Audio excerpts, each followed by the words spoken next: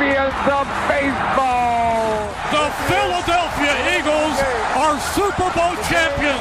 Eagles fans everywhere, this is for you.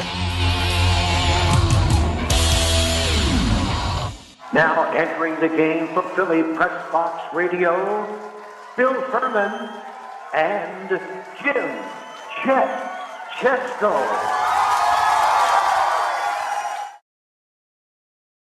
It's Wednesday, April 16th, 2025, and the Philadelphia Eagles are still Super Bowl champions. Welcome to the Philly Press Box Radio Roundtable, brought to you by the Irish Rover Station House in Langhorne, PA, Cavs, Philly Tailgates, and the STT Sports Network. I'm Bill Furman. I'll be your host tonight, along with my partner, Jim Chet Chesko. And Chet, the Phillies have now lost 4 of their last 6, got a win last night. The Flyers are playing out the string with just 1 game left. The Sixers have finally put us and them out of their misery, but we have news with them. Daryl, Morey, and Nick Nurse will be back. The NFL draft is fast approaching. What's it going to be for the Birds? Chet, the Philadelphia Sports Hall of Fame, which we are voting members of, announced its class of 2025. And we have a special shout out to a cheerleading team. We'll get to that. We have plenty to talk about in Philly sports. Yeah, that we do, Bill. We will talk a little Eagles. We'll try to solve the Phillies' recent struggles as well. And yeah, both the Flyers and Sixers will have longer than desired off seasons, unfortunately, with the Fly Guys working on finding a new head coach. Maybe we'll get an update on that situation. And Bill, I know you're excited that Nick Nurse and Daryl Morey will be sticking around to guide this 76ers franchise. Oh my goodness. That shocked me, I guess, that it came so quick. I kind of figured it might, but that it came so quick. The real shocking news, which we'll get to a little bit later, is we can expect Joel Embiid to be 100% again at some point in his career. Yeah, sure. We can expect that. Yeah, hey, folks, make sure you stick around for the whole show, because later in the show, in connection with Bobby Vinton's 90th birthday, Bill will sing Blue Velvet for everybody. Oh, yeah. I didn't know that, but I'll practice up. Sure. But hey, we have great guests tonight. Making a return visit to Philly Press Box Radio. Chet, there's so many ways to describe this guy, but I'm going to give it a shot. 2-time Flyers Stanley Cup champion, scoring the game-winning goal in one of them. 50-year employee of the Flyers, a tremendous ambassador to the organization, and he's soon to be retired after all those years. We're going to welcome Bob Hound Kelly. Let's do it right now. He's been here waiting. He said he's been ready to go since 3:00 this afternoon. So let's bring him on right now, Bill. Let's do it. That's not from my lips, that's for sure. Welcome back, Hound. Guys, thank you very much for having me on. Always an honor to come on your show. Yeah, great to see you, Hound, for sure. Let's get right to it. We're going to talk a lot about you in our time together, but first let's talk about the current Flyers. By the way, this is your 7th visit with us over the last 10 or 11 years, so we do appreciate you coming to see us all the time. It's always great. Now, this year's Flyers, Bob, they're going to finish with at most 78 points. That's down from last year's 87, with the goals allowed up by about 20. I think most of us thought that we would see a step forward this year, not this little step back. What happened? Well, I only get to watch, from back in the corner where I go back to. It's peaceful back there. I can watch the game up on the big screen and that. But, I think the first thing would be the goaltending. I mean, obviously when we lost Carter Hart, that took a big chunk out of the team. We really didn't have anybody with their skill level to match with what he had. And then what's come in, it's been a trial and error. I mean, they've been the Russian guys, which is fine, gives them time to adapt when they come in here. It's a new country, a whole new way. Do they understand that, who's talking to them, who's translating from them? I mean, a lot of that stuff all comes from the coaches. So maybe the coaches didn't live up into whatever expectations they were supposed to or whatever. But it's hard to get that chemistry going. And to me, like I've always said, it starts in the locker room. You got to have the locker room. Everybody has to buy in. You have to buy into the system. And, we do have a few guys that are aging right there now, playing with some injuries and everything. So there's a lot of elements that go into it, and obviously getting the right guys. So if we have some opportunity there, I'm sure Jonesy will take advantage of it along with Danny and that. And Dan Helford, I mean, there's 3 good guys there that know what they're doing, and just got to try and build on it. And like we said, Buffalo would be a good test for them when they go back in there tonight. So we've had good teams to test on, and teams that you wouldn't think you'd smoke, like the Rangers and that. All of a sudden they get beat. Lavallette's going to probably be gone, I would think. So a lot of moving parts all the time. Mm-hmm. Hound, you've been around a long time, watched a lot of really good hockey players and good hockey seasons. Somebody like a Travis Konechny, who was really hot in the first half of the season, even maybe 2/3 of the season, kind of hits a wall there coming down the stretch. Is that something a player just has to deal with as he goes, and it's just one of those things where you just can't find the back of the net? Well, you never know what's going on in everybody's heads. These are still young kids, young men. They're not the seasoned guys that get out there and play with the old lumber and lay it on to people. He did go cold. What was it? 15 games, 20 games. He went cold there, and sometimes it happens. You just get that big snake biting you all the time. But he's a good competitor. I mean, he tries hard out there. Obviously, when you trade people away, everybody has a different way how they handle that. It's like getting divorced, I guess. You find different things, but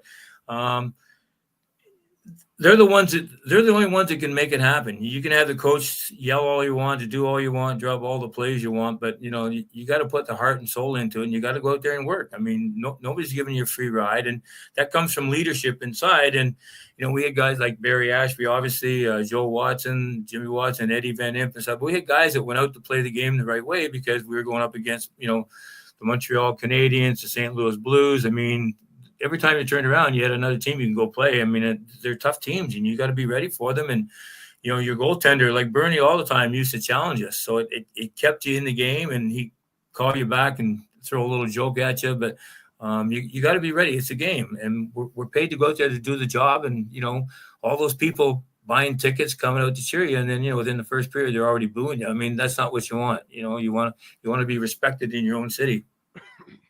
Well, Jonesy and Briere, a couple of weeks back, decided that John Tortorella would not be the guy to coach this team into the next season. Is interim coach Brad Shaw going to be seriously considered for the permanent gig, or will they go in another direction with the next coach, do you think? Well, that's not my DNA, so I can't really say anything that's going to be cemented in up there. Right. Obviously, when things don't go right, the coach is the first one you take a look at. How can I adjust my teams? What can happen there? So it's just one of those things. It's hard to nail down, especially when you're going south. Hey, Bob, Matvei Michkov. He looks like he has a chance to be really, really special. But he's got to certainly looks like learn to play both ends of the ice, and I think that was one of the big things Tortorella was trying to do with him. How do you assess his first year from what you got to see? Well, I think he's done a good job scoring wise. He's putting up the goals and points. He really makes some sweet plays with his hockey stick in close there. He finds holes to shoot the puck to our guys when they're right in front of the net, when they're crashing the net there.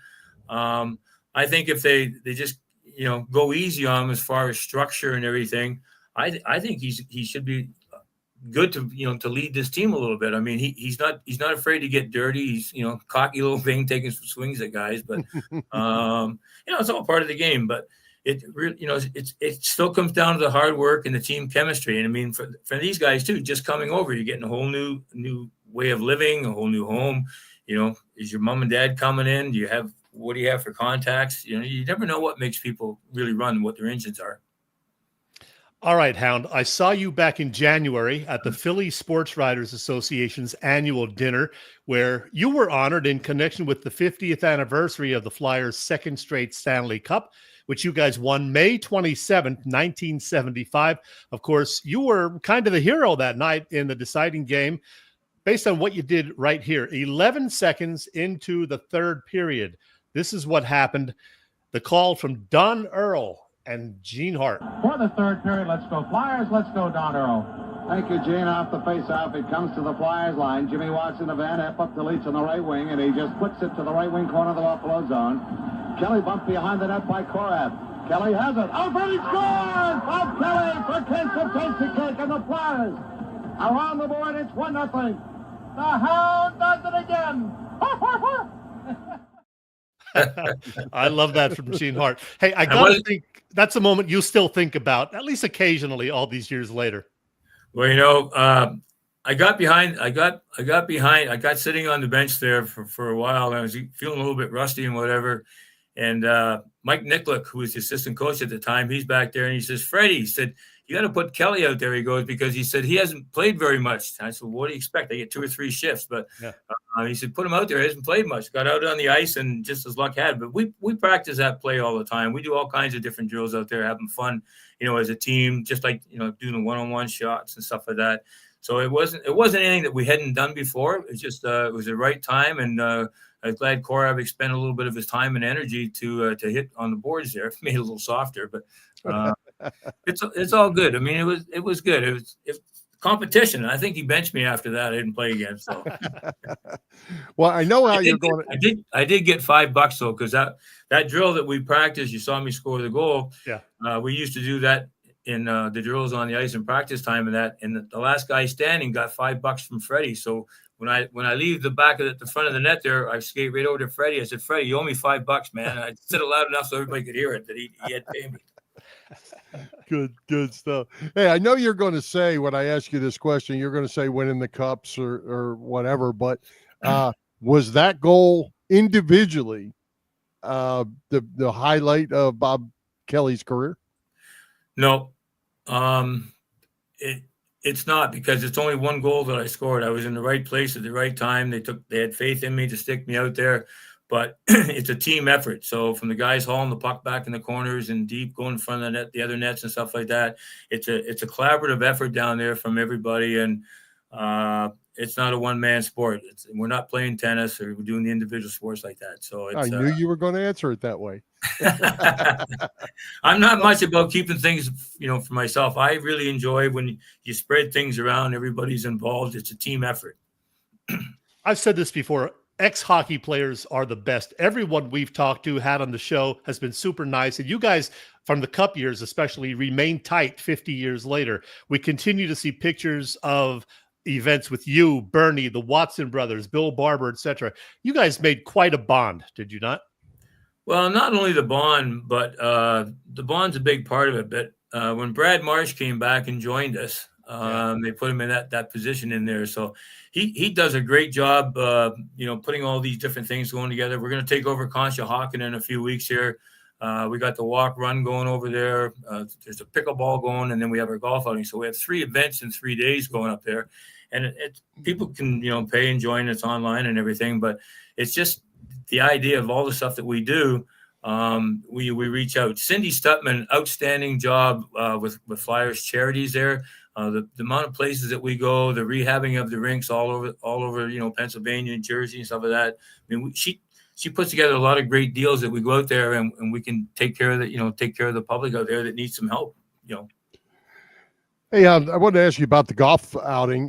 One of our friends, Bob Sullivan, who's probably watching this, got to play in that tournament a couple of years ago, and he got matched up with Frank Bathe. And that's what he said. He just started laughing and said, "Man, what a guy that is."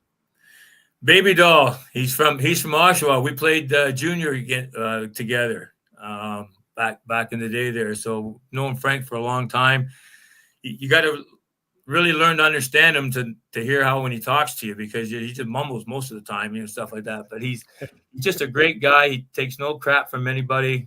He played a strong game out there. Got himself involved. Caused shit. Excellent guy in the locker room. Just a really good guy. But there's nothing like the baby doll. He's really good. And at the golf outing, it's good. I mean, nobody cares whether you're a good golfer, bad golfer. We're just out there to have fun. 70 guys, 80 guys out there playing on the course. So it's a lot of fun down there. Gets throw something different at us to chew up for a while. Well, Bob, you had a great 10 years with the Flyers, but I bet a lot of people forget that you actually finished your career by playing a season and a quarter, a season and a half with the Washington Capitals. And in fact, you had your best year statistically in 1980-81 with the Caps, 26 goals, 36 assists. But then you called it quits after playing just 16 games in the following season. I'm going to ask you why, but You actually alluded to that decision in your remarks at the podium at that PSA or PSWA event on January 16th. Watch this. I had a year and a half in Washington before I told them to shove it up their ass. I'm not playing anymore. You have a way with words, Bob. Well, you got to tell it the way it is, and I wasn't happy. Wasn't happy at all. It was just one of those things. So, like I said, the first year down there, I got Dennis Marook as my centerman, and I had who the heck did I have on the other wing over there? It'll come back to me. But so the winger I had over there was real good. We played hard as a line. Pee Wee, me, Prony. I mean, it was a good line. We got a lot of things accomplished out there.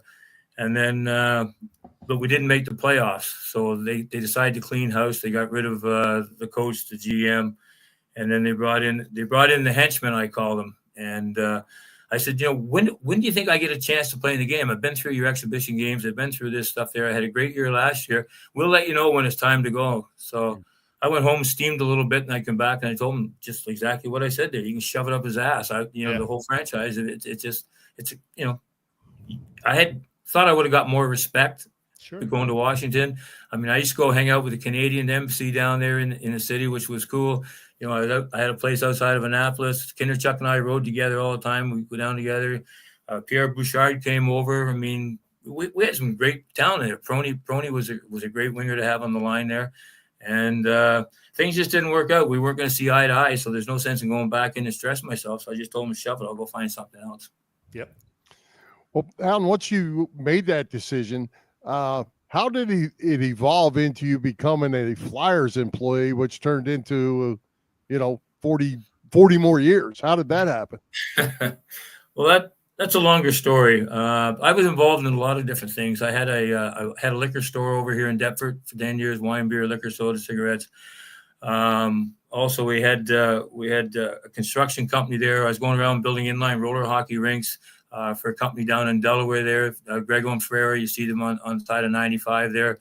So got involved putting the rinks together. We did I think 3 rinks down there. We did put the sport court floor down before it was even, kind of sort of really invented down there.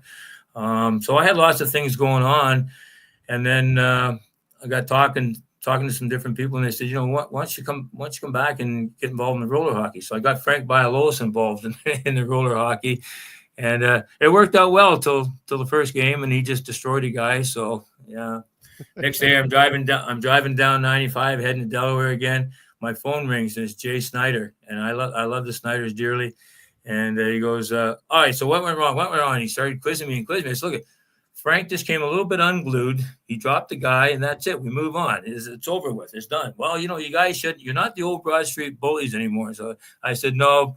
I said, well, I think we're done. We're finishing up right now. So kind of how it ended up. But I had a few businesses. We also had the showcase store.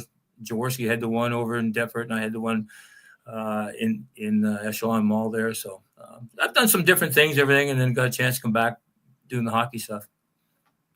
Well, we've always heard what a terrific leader Bobby Clarke was. We watched him on the ice for 15 years as a Flyer. What made Clarkie such a great leader? I think just because he came from a work ethic background. I mean, his dad used to go down the mines all the time, and Clark used to be there and, appreciate how much and how hard his dad worked, to make a living, to get everybody to come through and everything. As a family that you're trying to support, which you're supposed to at the head of the household. And he was just nonstop. I mean, he worked all the time. He didn't let things get in his way. He had his own way of handling and battling with the diabetes. He was always there for you. He'd be the first one there. We go sit at Rexy's and have a few beers, and if you're not looking at him all the time, he'd always drop his teeth into your drink glass, and it gets lost in the ice so we make him smile all the time. And, Coachy had a bunch of tricks he used to do with people in the bar too. So I mean, we just had fun. We bonded together with each other. We hung together because, I mean, we come into town as Flyers, but nobody really knows who we were at the time. So it was, and I said, with Mr. Snyder leading the way and Keith Allen down there, Lauren Hart singing. I mean, we just had a great group. Lou Nolan there. I mean, one time I was skating around in the Spectrum before they put glass in front of Lou Nolan there in the penalty boxes. Mm-hmm. And I'd skate around, Louie, gonna send you a present today. And he looked at me and laughed, no, Hound, no, Hound. Just kidding, Louis. So about the third game in, I said, Louis, gonna send you a present. And I drilled this guy on the other team, and he flies into Lou, and all the lights are going, the scoreboard's going crazy. Snyder's yelling from the box up there at us and stuff. I said, not my fault. The guy fell in there. We have lots of stories. We live on stories. Yeah. And they're all good. They're good. Hey, I have a question for you. I've been thinking about that for a long time, and it came back up when the United States played Canada and the Tkachuk brothers. They went at it at 9 seconds and had all them fights. Back in the day, definitely different game back then as far as liking people and not liking people. Did you guys have pre-planned fights before you went out, or was just every night, whatever happens, we're going to go? I never had a pre-planned fight.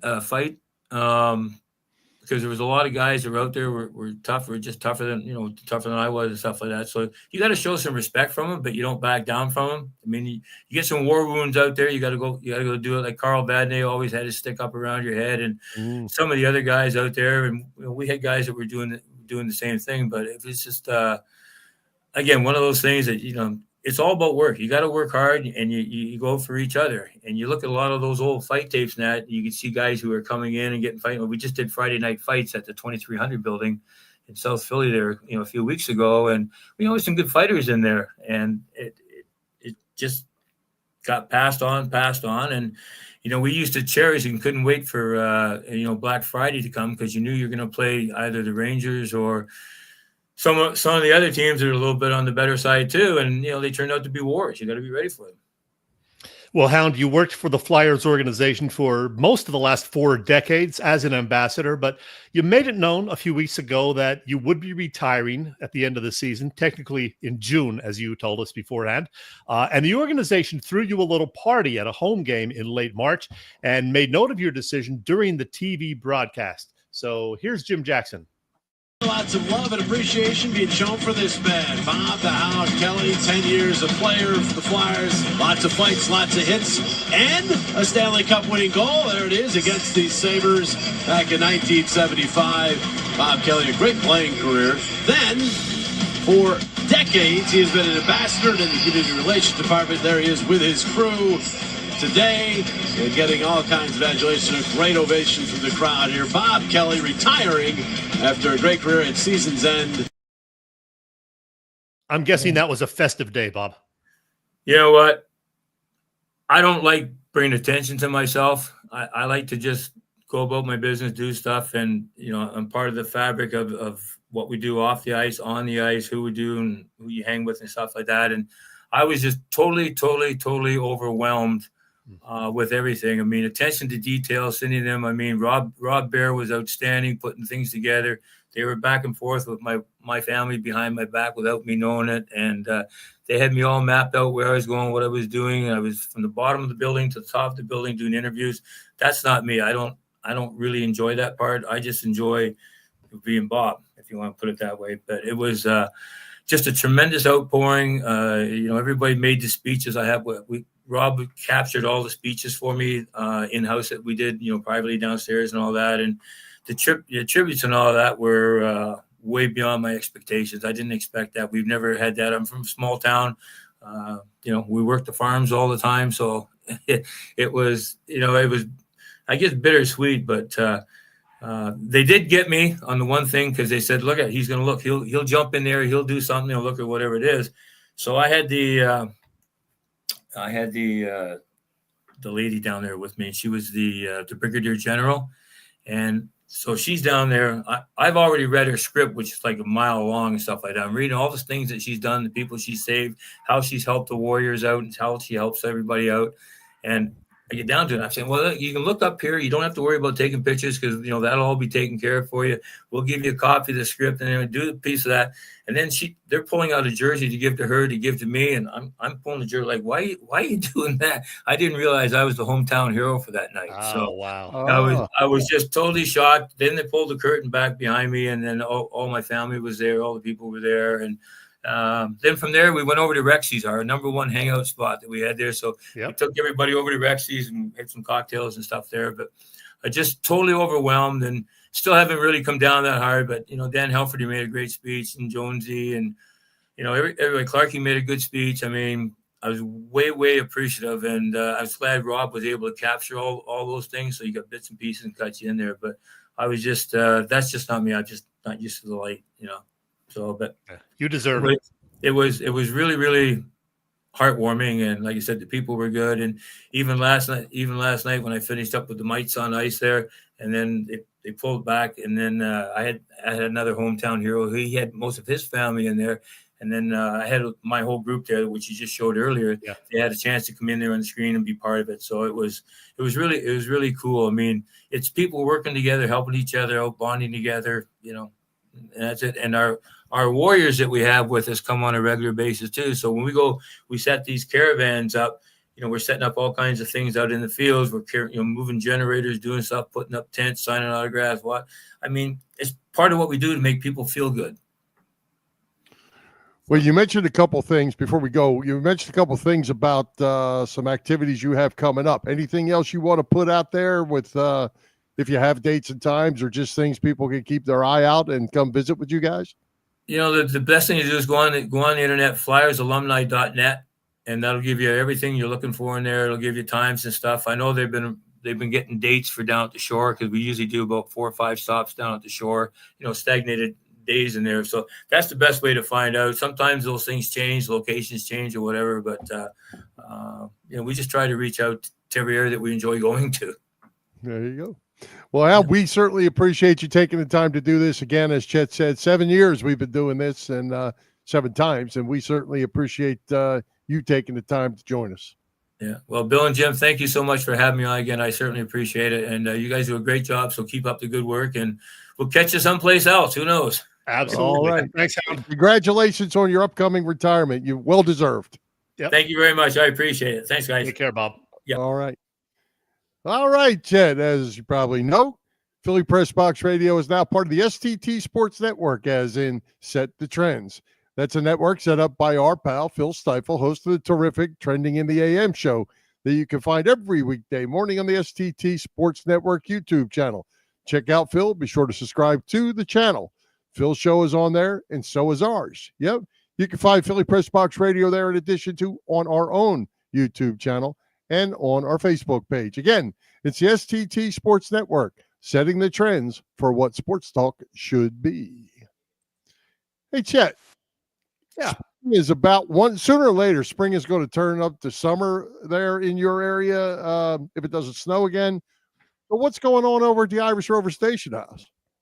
Well, always a good time at the Irish Rover Station House in Langhorne, Pennsylvania. You know by now that the Rover always has 24 beers on tap, served up by the Rover's terrific bartenders, and a full menu of delicious food choices. The weekly staples include, Tuesday, a meatloaf dinner for $11.95. Wednesdays are not only trivia nights, but a night you can get a prime rib dinner for $19.95. And the Rover's signature martini, just $5. Wow. Thursdays at the Rover, they bring a couple of things. They bring a $5 Stella pour in the evening, and they have those killer burgers to choose from every Thursday as well. Now, check out this event on your screen right now. April 26th, it is another paint and sip event at the Rover, which pretty much always sells out. So if you're interested, get your tickets right now for that event. The Irish Rover Station House is on Bellevue Avenue in Langhorne, and you can find them on the web at irishoverstationhouse.com. Hi, this is Ray Dinger. And it is always fun to talk sports with these two guys, Bill and Chet, on Philly Press Box Radio. Thanks, Ray Diddy. That's for sure. Always good. Always good to hear from Ray, especially with the draft coming up. How about that? Yes, indeed. Oh, hey, Chet. We mentioned the Sixers in the lead. The misery is over for that disastrous season for both the fans and the team, I'm sure. But the news comes that Daryl Morey and Nick Nurse will both be back. Joel Embiid's going to be 100%. You buying it, or are we just getting sucked in more to this process nonsense? I don't even think they believe it anymore, Bill. And I don't think Josh Harris, the owner, cares. He just lets them go. Daryl Morey says, hey, Nick and I are coming back next year. Josh says, okay, fine. I really don't think he cares anymore about the product. That's got to be the case. Because if he did, he would have cut ties with the de facto GM, Daryl Morey, at the very least. Now, to his credit, Morey did at least apologize, I guess. Here's Daryl Morey speaking Sunday after the final game of the year. We really feel for the fans who put their heart and soul into this team, and we know we've let you down. Ownership gave us the resources to make aggressive moves this offseason to put a championship roster around Joel and Tyrese. And, sometimes those aggressive moves don't initially work out, but we feel good about those three guys, our three All-Stars going forward. Wait, so let me get this straight. The big three couldn't stay healthy this past season, none of them, but they're bringing the same trio back a year older this fall. Joel Embiid just had the knee surgery. They're going to update us in 6 weeks. He just turned 31 at the end of March also. Paul George turns 35 in early May. Why the hell should we expect these guys to be healthier and better in general next season, Bill? Explain that to me. I can't help you on this. I really don't. I mean, it's he just said they gave him the authority to make the team better around Embiid. They got Paul George. Did they think that was the final answer? Because they really didn't have anybody else. They had the three, and then they had a couple plug-ins, and then there were more plug-ins, and they never had a good enough team. I don't think that they were ever going to really compete.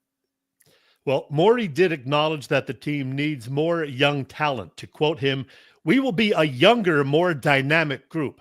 Okay. But if they somehow don't keep that first-round pick based on, how the lottery balls bounce on May 12th, where's that younger talent coming from? I think a lot of what we saw, from the likes of Quentin Grimes, Justin Edwards, and Lonnie Walker IV was a mirage, fool's gold. Sixers opponents knew that, if they had to win the game, the opponent, that they would. They weren't taking these guys seriously, so they were occasionally putting up these 25 and 30-point games. No big deal. I don't think any of those guys are really that good. Otherwise, why would they have bounced around the league so much? Rookie Jared McClain did show lots of promise, lots of positive signs in his first 2 months playing with the team. He averaged 15.7 points, but he was lost for the season then after just 23 games due to a left knee issue, a meniscus tear, I believe. So who knows if he's going to be 100% coming back or how long it'll take him to get up to speed again. I have no faith in this organization anymore, Bill. I tried to go into each year optimistic. They pulled me in again last offseason. Oh, when, yeah, they did. They said Embiid was going to be better and stronger, and then he was ramping up. It never happened. Well, I think philosophically, and I said this how many years ago? 3, 4, that everything was built around Embiid. Yeah. And then when he went out, they had nothing left. And I think until they get the mindset that Embiid is going to just be a player, he's not going to be the player that everything revolves around, they're not going to win anything. Because, as I said, however many years ago, he does not seem to make the people around him better. And until they keep, when he doesn't want to get in the paint ever, he wants to go out and try to shoot threes and be that guy. They're not going to win that way. And I think until he decides he wants to be a team player, and they want to, and that maybe that's not on him. They build the system around a team concept and not around him. I don't think they're going to be successful, and neither is he. Yeah, I can't support him anymore. I've always stuck up for him. I think he does want to win, but I don't know if he does enough to make that happen. And a lot of the injuries, I can't blame him. It's just kind of bad luck in a lot of cases, taking the elbow to the face and getting the Bell's palsy and everything. That's certainly not on him, but he's just not in good enough shape otherwise. And sometimes it doesn't seem like he's working hard enough. Bill, are you familiar with the show Dirty Jobs? Mike Rowe hosts it. Yes. A dirty job right now is being a salesperson for the Philadelphia 76ers. Can you imagine, calling people on the phone and trying to sell them season tickets to this franchise after what we just witnessed? Yeah, well, a kid has Joe has a comment for you. You drank the Kool-Aid. I drank the Kool-Aid. Now I've expunged all of it from my system. No, I think it was interesting, and I know you saw this. I put that post up the other day on Facebook about them keeping Morey and Nurse, and the response to that post is basically nothing. Couple, 3 or 4 people put angry, stupid faces, and a handful people of don't people care anymore. said, they don't care. And back to your point about trying to sell tickets, they think they had problems at the end of last year. Those tickets were bought in advance. Now people have their money back in their pocket. They're not spending money on that team, and they're going to have an empty arena unless they happen to get the number 1 lottery ball. Yeah, May 12th is a big night for the Sixers organization because that's when we'll find out if they get to keep, a top 6 pick in the draft, or if they lose it to Oklahoma City and don't have a first-round pick, which would be just dreadful.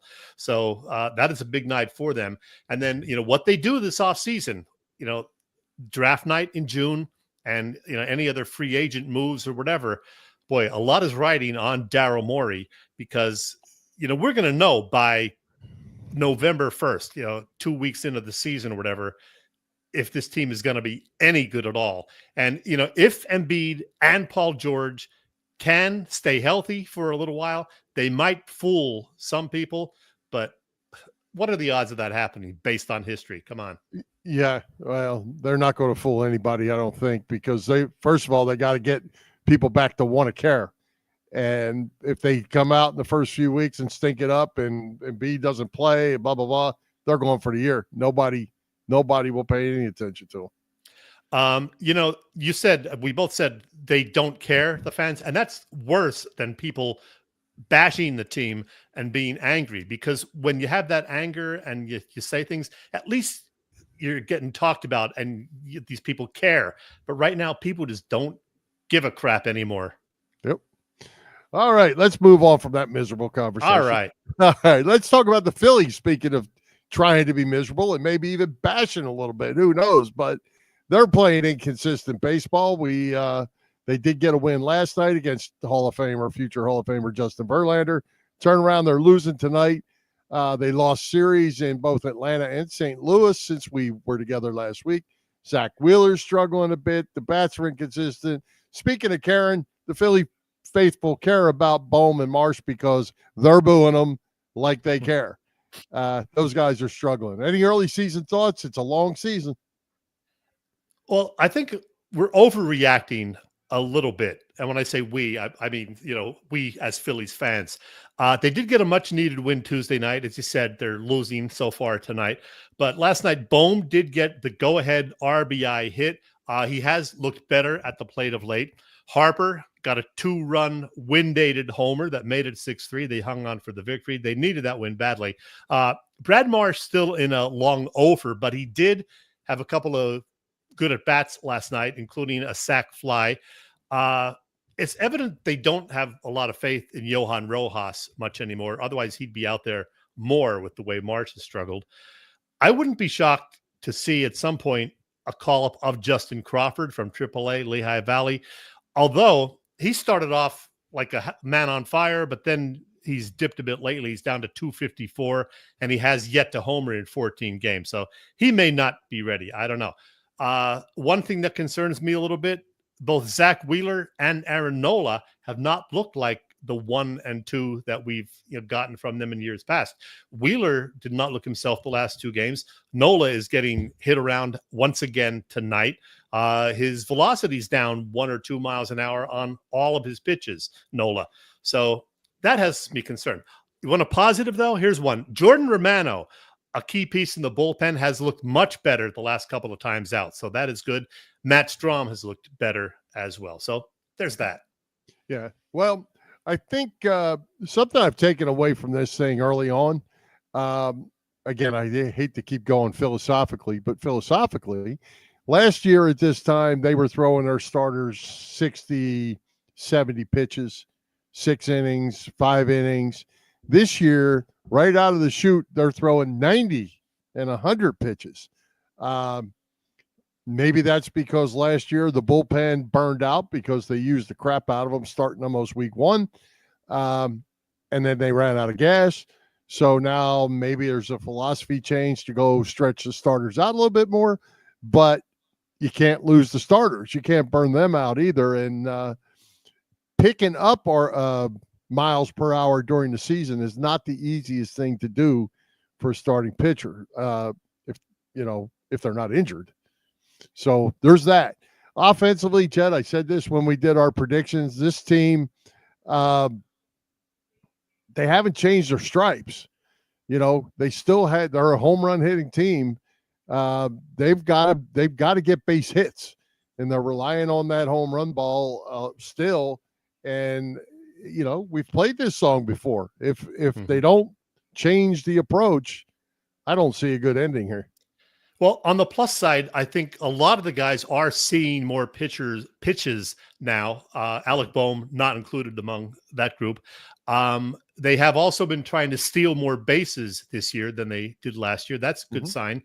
Even if you get caught a few times, like Turner did last night, I think you got to do that. They've even attempted a couple of double steals so far this season. So that's good. They're far from perfect. We know that. But I think most of the guys we discussed, as far as the hitters, Boehm and Marsh, will get better. Harper's going to hit more home runs. Schwarber has been very good already. The center field situation, I mentioned Marsh. I think he's better than what we've seen. I don't know if he can hit lefties, but he's a major leaguer. He's not going to hit 100. He's going to come around. No, he's going to get his hits. What else? And I do think Nola and Wheeler will get it together. I don't think either of them are, being in the danger zone as like being washed up or whatever. They're too good of pitchers and too young. No, I worry when you start losing velocity that you got an injury. You got something not right. And, certainly that's not what they want because that's what they're dependent on. And, they have Ranger, hopefully get ready to come back. Maybe he can help out some. That'll be interesting. We'll see. We'll see how it plays out. I'll tell you the other thing that bothers me, Chet. Here we are. We're only 20 games in, whatever it is. Yeah. And but we've been through spring training. We have basically the same team we had last year and the year before, pretty much. And we can't seem to figure out a lineup. We're scrambling this lineup around almost every night because we can't seem to find the right combination. I'm not sure exactly what you're looking for when you've seen 300 games of it already. Well, I do like with having Harper in the 3rd spot and Schwarber behind him in the 4th spot. Me too. As long as Schwarber is hitting, which he has been, because the first week and a half of the season, whatever, whoever they had in the 4 spot was not getting it done, whether it be Boehm or Castellanos or I think JT one game. And that doesn't get Harper any protection. So they're just throwing curveball after curveball at Harper, and he has struggled from time to time. But, now with Schwarber in the cleanup spot, Harper's getting a little bit more to hit. So I do like that. I do think they got to decide, though, if they're going to go with Turner at the top or Bryson Stott at the top. They've kind of mixed that up quite a bit. Yeah, well, I think they're going to give Stott every opportunity to be that guy, and I kind of like it.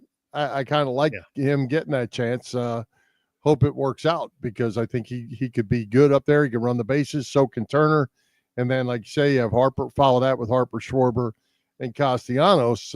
Get some guys on base, move some runners.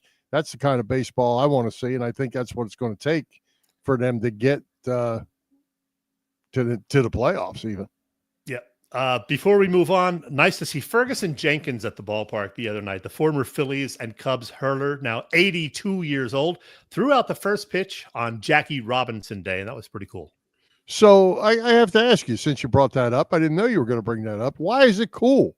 Ferguson Jenkins is not a Philly. He's part of the top 1 or 2 worst trades in Philly history. He has nothing to do with the Phillies. Why? I was curious. As to why they did it. Why wasn't he at Wrigley Field? Well, Yeah, I that's a better question. I did find that kind of curious, but I mean, it was a nice interview. Him. That was a nice interview with him. It was but I'm that like, T-Mac did, why? yeah. Why is he here? That was odd. But he did start his career with the Phillies. Yeah, they should not have traded him. What was that? The Bob Buell trade or Larry Bob Jackson? Buell or and something? Larry Jackson. Wow. Yeah. I pulled that out of my whatever. Yeah. Not a good trade. Not a good trade. But I always liked him even when he was pitching for the Cubs. Good pitcher and seemed like a decent guy. It was good to see him. Move on. We might have got Adolfo Phillips in that trade too. Oh, yeah. If my memory serves me right. All right, let's get off of that too.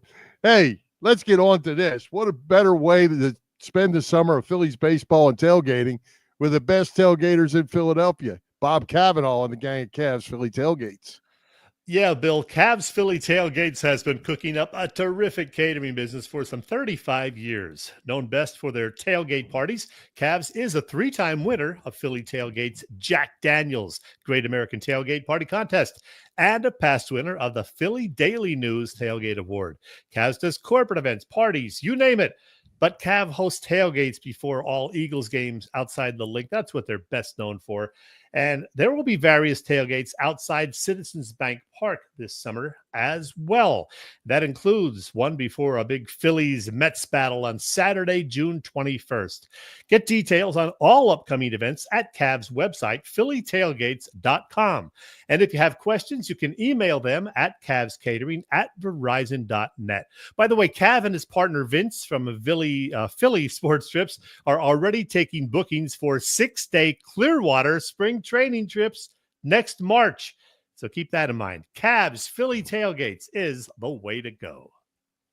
Very good. Hey, Chet, Philadelphia Sports Hall of Fame has announced its class of 2025. You and I had an opportunity to vote again this year. That's a really cool thing for us. Pretty distinguished class that covers all sports in the Philadelphia area, all eras in the Philadelphia sports. Nice class. Yeah, that it is. And, that being the case, several of the inductees will likely be unfamiliar to a lot of our viewers, especially younger viewers, because they do, bring in people from all areas, all sports at all levels, such as track and field, rowing, wrestling, boxing, lacrosse, etc. We were there last November, and there were some big names. I was there for a third straight year for the event. You were there for the first time. We saw Jameer Nelson and Paul Westhead. We saw former Philadelphia Phillies Chase Utley and Ryan Howard get inducted. Ex-Flyer Rod Brindamore, although he wasn't able to attend, unfortunately, and WIP radio legend Angelo Catali. We had a great time at the event, did we not, Bill? We did, and I'm going to do my very best to get back there for it this November. Definitely worth going if you're it was a who's who in Philly sports, that's for sure. Yeah, and so without any further ado, here is the Philadelphia Sports Hall of Fame's 2025 class of inductees. And for some reason, the organization lists them alphabetically by their first name. I noticed that, and I didn't change anything. Alan Lewis, a great baseball writer. Bill, you and I, being as old as we are, we probably remember Alan Lewis. I know I do. He was the Inquirer's Phillies beat writer from 1946. No, we don't go back that far, up until 1972. And we do remember those last few years, certainly. He continued to write for the Inky through 1979. You may wonder why Gary Williams, the Maryland basketball coach, is on there. Well, he actually grew up in Collingswood in South Jersey, and he was a successful high school coach at Camden's Woodrow Wilson High, won a state championship there as a coach. Mike Rozier, the football player, was born in Camden, and he played high school football at Woodrow Wilson High, started at Nebraska later on, of course. And who of our age, Bill, doesn't remember Mendy Rudolph, the legendary NBA referee through 1975, from the early 50s till 75. He was born and raised in Philly, and he is also in the Basketball Hall of Fame, incidentally, one of the very few officials to be honored. So pretty good class. And, Paul Holmgren, Homer, is going in, and Clyde Simmons, the former Eagles defensive end, going in as well. And Dick Girardi. Dick Girardi, another great writer, yeah. So I have to tell you two stories really quick. Mike Rozier, I've actually become friends with Mike Rozier over the years. So looking forward to see Mike. But there's a name on there, Chet, Yeah. that I have been trying to piece together. Eddie Coyle, power lifter, Paralympics. Somewhere along the line, Eddie Coyle, I want to say, was also a substitute teacher at Collingdale High around the time Kevin Riley was there. Really? He's a graduate of Bonner, Monsignor Bonner, Delaware County kid. And as I recall, and I asked one of my old friends who lives in California, I said, am I losing my mind here, or was he at school when we were at school? And he said, yeah, I think he was. So I got to do a little research to find that out. But I believe Eddie Coyle was also a teacher, substitute teacher at Collingdale High around the – Kevin doesn't remember him, so it wasn't exactly that time. But in that era, when we had a lot of those athletes that were teachers at our school. So I'm looking forward to meeting Eddie again or seeing him again. And in the meantime, I got some homework to do on Eddie Coyle. And hopefully, like you did last year, you'll help me snag a few interviews with these guys. You can be my cameraman again, because I would love to talk to a couple of these guys, assuming they show up. Yeah, and I hope nobody tries to get in Channel 6's way when they're trying to get me, and Ryan Howard jumped in my spot. I don't know what Howard was thinking. I remember we won't let that happen again. Hey, by the way, this year's event, the Philadelphia Sports Hall of Fame banquet and inductions, are slated for Thursday, November 6th. They always do it the first Thursday in November. And November 6th happens to be my birthday. Oh, there you go. There you go. We'll have a toast. Absolutely. We had a couple toasts the last time, actually. We sure did. All right. Looking forward to that. Hey, great guest tonight in Bob Hound Kelly. Who's coming to Philly Press Box Radio next week, Chet? Well, Bill, I have pictures to put up, and I'm going to find them for us, because we got another good show for you next week. That is for sure. All right. Next week, Bill, we're going to have a fun, action-packed hour, courtesy two, not one, but two great guests. It is NFL Draft Night Eve, so you know what that means. We're going to have Mark Eckel back on the show. He was an Eagles beat reporter for many, many years before his retirement, about 8 or 9 years ago. He's going to preview the draft with us, hopefully give us some insight into what the Eagles might be doing, etc. And we will have also a visit from the Phillies director of fun and games, the always entertaining John Brazier. We're going to talk about the Phil's performance, plus some of the many, many great promotions on tap at CBP this summer. Awesome. That'll be good. Yeah. That'll be a good one. That's for sure. Wait, Chet, I have to give out a special shout out. Yeah. We're going to talk cheerleading. How's that? We're going to talk cheerleading. I was wondering what the hell this picture was that you sent me. Yeah. You got this one and you got this one. Now, who's this group right here, first of all? Okay, so this is the KX Athletics royalty team of Nottingham, Pennsylvania. They're in the finals at the All-Star Cheerleading World Championships in Orlando, Florida. And it's just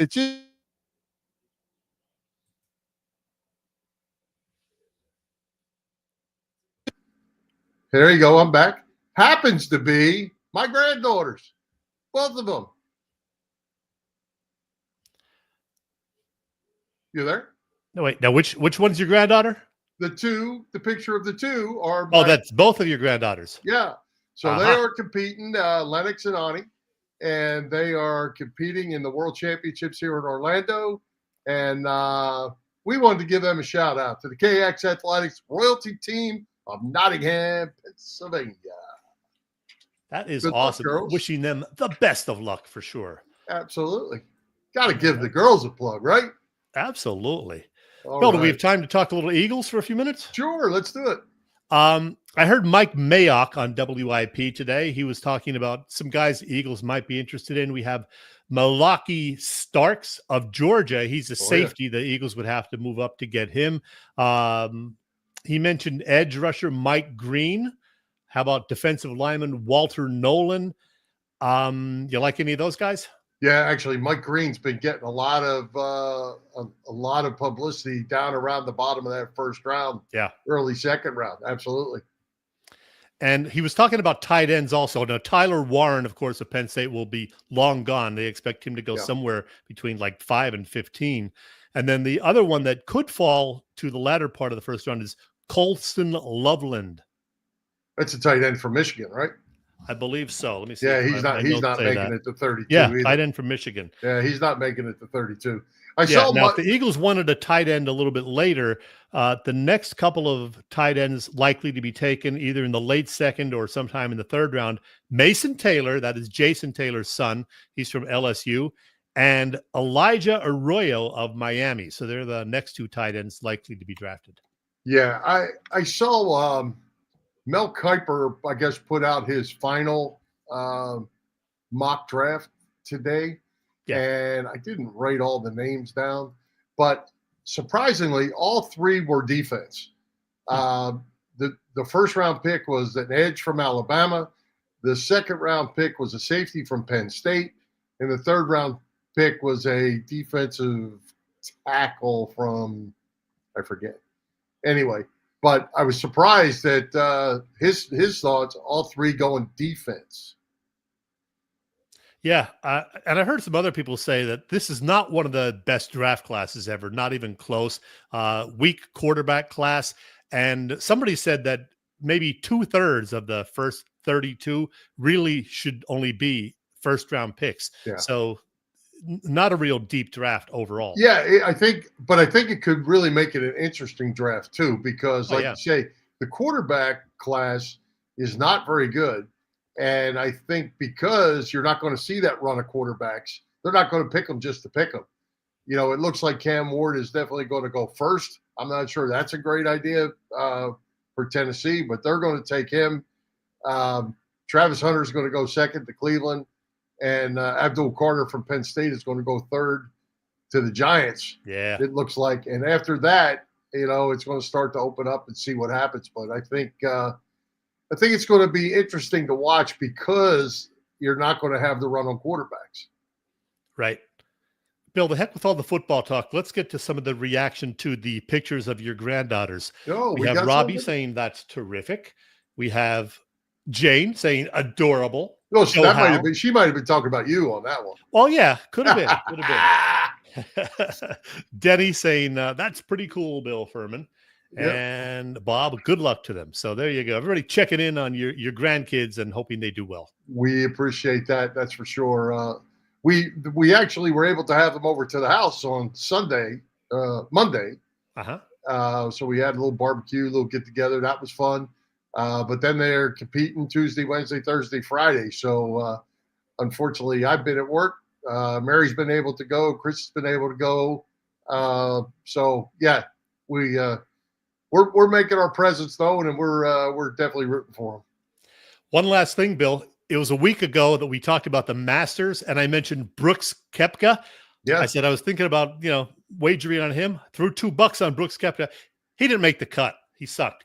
But I was wise and also threw a couple of shekels on Rory McIlroy.